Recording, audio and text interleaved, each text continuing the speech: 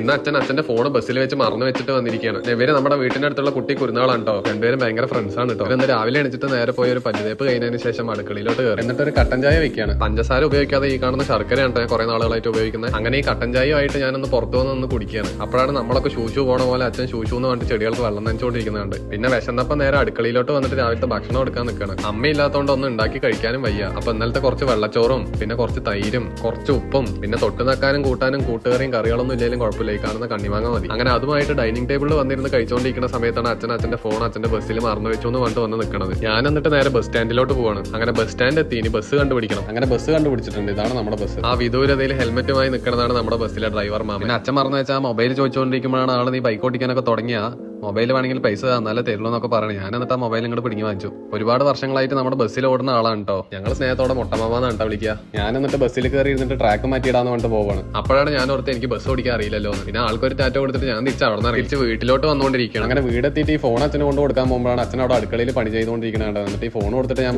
മറക്കരുത്.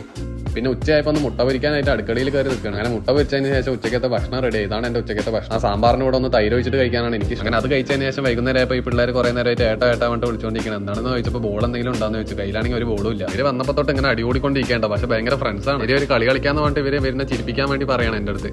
ഞാൻ എന്നിട്ട് ചിരിപ്പിക്കാൻ നോക്കി. ഇവര് രക്ഷയില്ല, ഇവര് ചിരിക്കുന്നില്ല. പിന്നെ കുറച്ച് നേരം ട്രെയിന് പോണ സൗണ്ട് ഒക്കെ എനിക്ക് കേൾപ്പിച്ചു തന്നു. ഇരുട്ടായാലും അമ്മ വഴക്ക് പറയുന്നോട്ട് അവർ ടാറ്റ എന്നിട്ട് അവരോടി.